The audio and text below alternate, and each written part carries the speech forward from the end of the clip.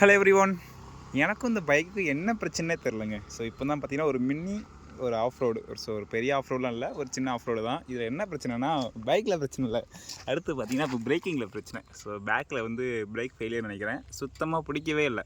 நமக்கு மட்டும் பிரச்சனை எங்கேருந்து வந்துக்கிட்டே இருக்குன்னு தெரில.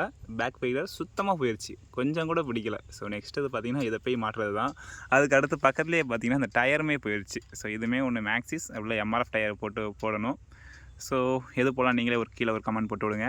இப்போ அடுத்து பார்த்திங்கன்னா இந்த பிரேக் தான் பிரச்சனை. இப்போ போயிட்டு இதை என்னென்னு பார்க்கணும். ஸோ அதுமாதிரி நீங்கள் ஒரு இடத்துல பிரேக் மாட்டுறீங்கன்னா மேக்ஸிமம் கம்பெனியில் தெரிஞ்சாலாக பாருங்கள், அப்படின்னா லேட்டஸ்ட் வண்டியை பார்க்குற ஆள் போய் பாருங்கள். ஏன்னா இந்த வண்டி நான் பிரேக் அன்றைக்கி இது மாற்றினேன், பேடு அப்புறம் செயின் பாக்கெட் எல்லாம் மாற்றினேன். ஸோ அப்போது அதை கழட்டும்போது சரியாக மாட்டலை, அவங்க சரியாக ரெண்டும் பிச்சுட்டாங்க. அப்போது அது வாசுறதும் போச்சா என்னன்னே தெரில.